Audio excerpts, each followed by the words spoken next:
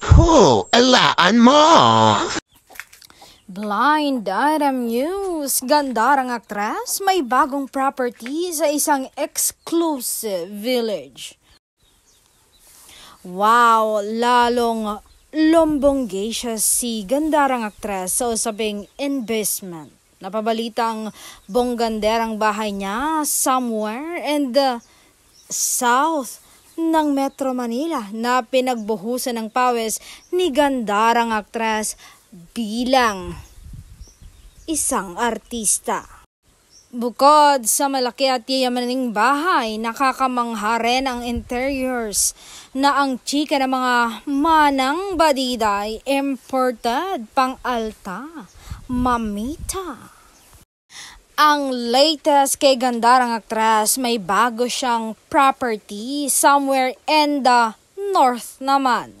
Matatagpuan ito sa isang exclusive village na 1,500 square meters daw ang area. Ulala!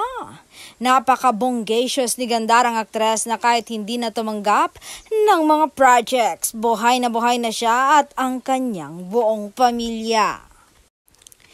Hindi na ako magugulat na any moment magkakaroon na rin siya ng bonggang bahay somewhere in the west at syempre somewhere in the east. Kaya kumalat ang chismis na ito'y dahil sa taong nag-ayos ng bahay ni gandarang aktres. Ala! Na-impress daw si gandarang aktres sa gumawa kaya pinangakuan niyang ito na rin ang gagawa sa isa pa niyang bahay somewhere in the north. Ang sabi raw ni gandarang aktres ay halfway house daw niya ito. Ang bonggang-bongga talaga ni gandarang aktres at napaka-bless niya dahil bukod sa napakaganda niya, mabait siya lalo na sa pamilya. Kaya tuloy-tuloy ang blessings at ang taong wagas na nagmamahal sa kanya.